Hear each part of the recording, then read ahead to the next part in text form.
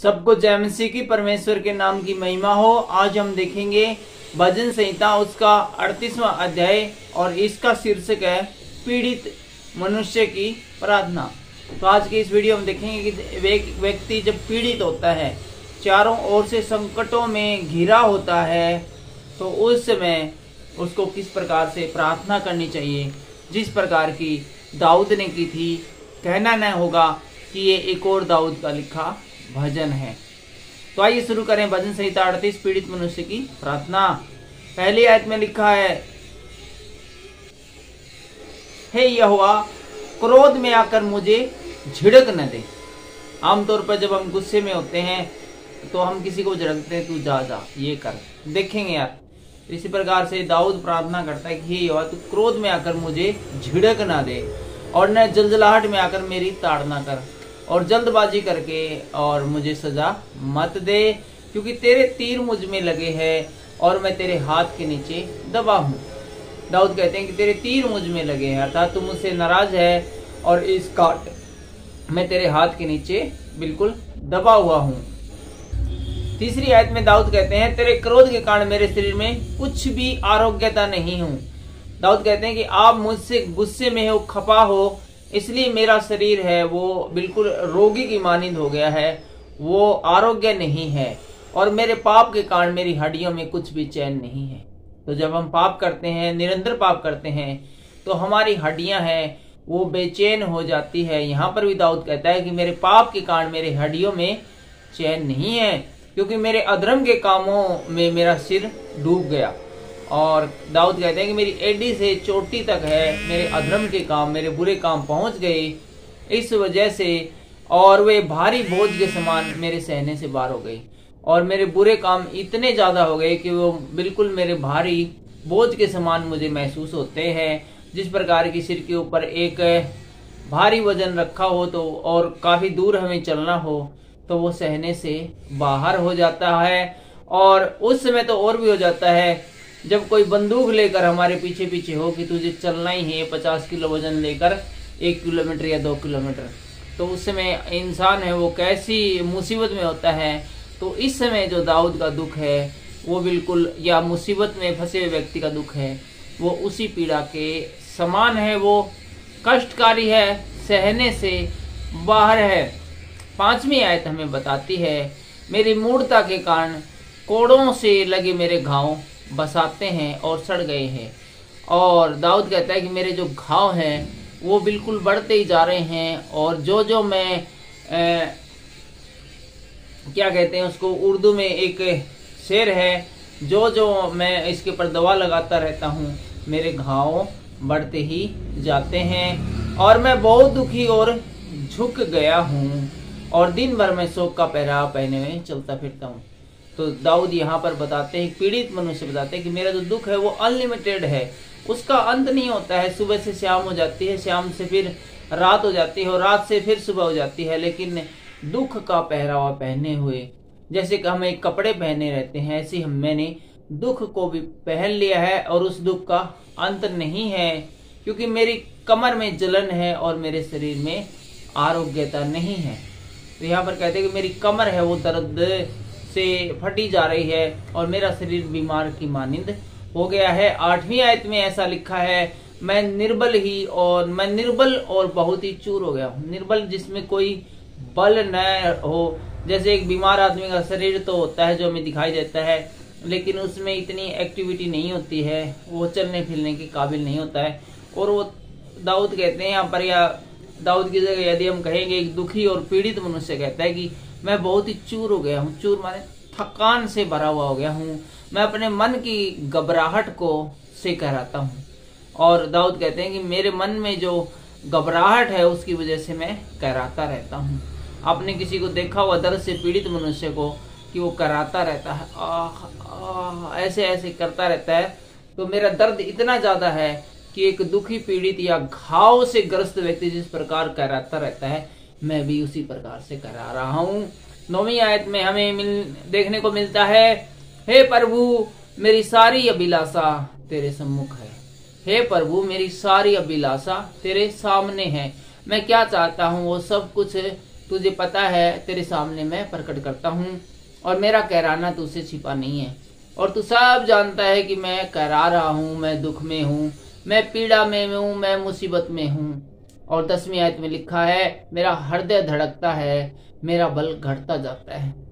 यहाँ बताते हैं कि मेरा हृदय तो वो धड़क रहा है जिसकी वजह से मैं जिंदा हूँ, लेकिन मेरे अंदर जो पावर है, जो बल है, जो हिम्मत है, वो जवाब देती जा रही है। और मेरी आंखों की ज्योति भी मुझसे जाती रही। और इस पीड़ा और दुख और दर्द के कारण मेरी आंखों की ज्योति भी है वो धुंधली पड़ गई है और मेरी देखने की क्षमता भी कम होती जा रही है। 11वीं आयत में लिखा है, मेरे मित्र और मेरे संगी मेरी विपत्ति में अलग हो गए हैं। जब मैं दुख मुसीबत में पड़ गया, गिर गया, और जब मेरे मित्रों ने और दोस्तों ने देखा कि इसके पास अब दुख और पीड़ा और मुसीबत के सिवा कुछ नहीं है, तो सब के सब इस विपत्ति के समय मुझे छोड़कर चले गए हैं। और मेरे कुटुंबी भी दूर हो गए हैं।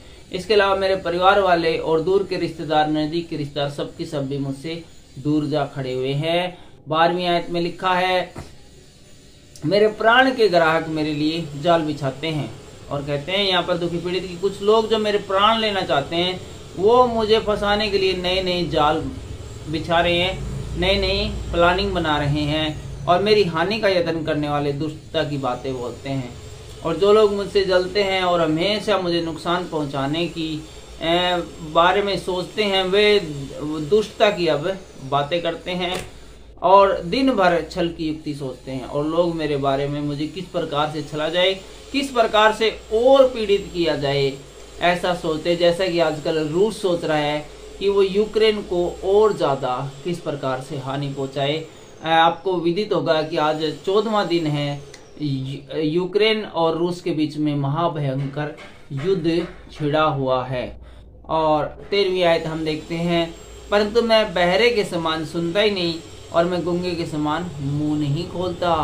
यहाँ पर दुखी और पीड़ित व्यक्ति कहता है कि मैं बहरे के समान सुनता ही नहीं कि वो लोग क्या कह रहे हैं और क्या नहीं, और वो मुझे चाहे कुछ भी कहे, बुरी सी बुरी बात भी कहते हैं, तो भी मैं गूंगे के समान हो गया हूँ और बोलता ही नहीं, कुछ रिएक्ट नहीं करता हूँ।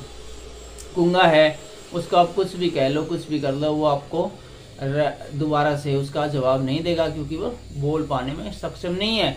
लेकिन यहाँ पर दुखी व्यक्ति कहता है कि मैं बोल तो सकता हूँ, लेकिन बोल लूँ क्या, मेरी कौन सुनेगा और उसकी क्या वैल्यू होएगी, क्योंकि मैं तो पूरी तरह से टूट चुका हूँ।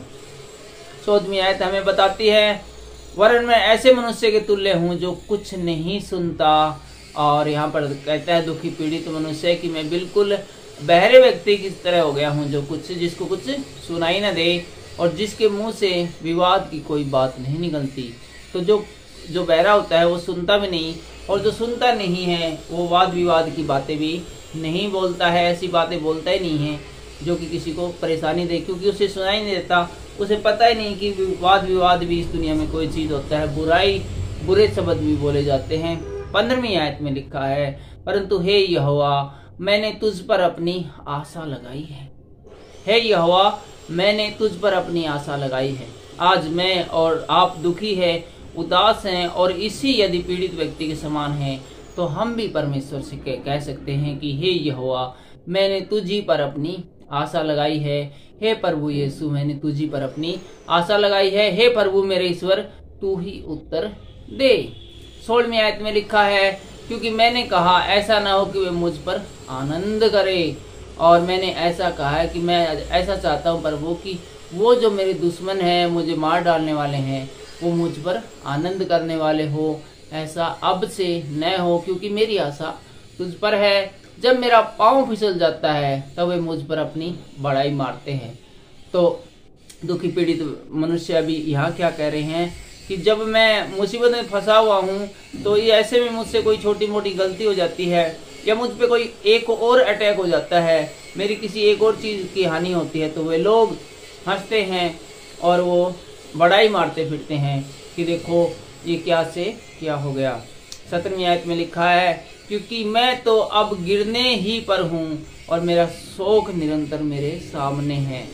तो यहाँ पर बताते हैं कि ये कहता है कि मैं तो अब गिरने पर भी हूँ। ये बिल्कुल अय्यूब की तरह बातें कर रहा है, ये जो दुखी पीड़ित है जितना बड़ा दुख शायद अय्यूब का था, इतना ही बड़ा दुख इस समय जो हम भजन संहिता 38 पढ़ रहे हैं, इसमें जिस व्यक्ति ने इसको लिखा है दाऊद ने, वो भी उतने ही दुखी नजर आते हैं। कहते मैं तो अब गिरने पर ही हूँ और मेरा शोक मेरे सामने निरंतर, और मेरा दुख है वो निरंतर मेरे सामने चारों ओर है, वो पृथ्वी की तरह घूमता रहता है। 18वीं आयत में लिखा है, इसलिए कि मैं तो अपने अधर्म को प्रकट करूंगा और अपने पाप के कारण खेदित रहूंगा, परंतु मेरे शत्रु फुर्तीले और सामर्थी है और मेरे बैरी बहुत हो गए हैं। जो भलाई के बदले में बुराई करते हैं वे भी भलाई के पीछे चलने के कारण मेरा विरोध करते हैं। हे यहोवा मुझे छोड़ न दे, हे मेरे परमेश्वर मुझसे दूर न हो। हे यहोवा, हे मेरे उद्धारकर्ता, मेरी सहायता के लिए फुर्ती कर।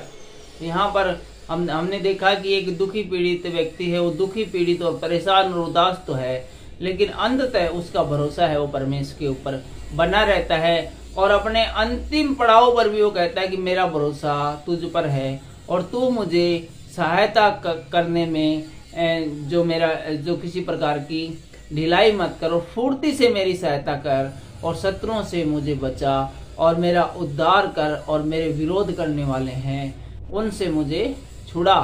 तो आज हमने पढ़ा भजन संहिता 38। अगले वीडियो में हम देखेंगे 39वां अध्याय भजन संहिता का, और इसका शीर्षक रहेगा पीड़ित मनुष्य का पश्चाताप। अभी हमने देखा पीड़ित मनुष्य की प्रार्थना, और अगले अध्याय में हम देखेंगे पीड़ित मनुष्य का पश्चाताप। लेकिन फिलहाल के लिए इतना ही। आज के वचनों के द्वारा परमेश्वर आपको आशीष दे। सबको जय मसीह की, जय हिंद।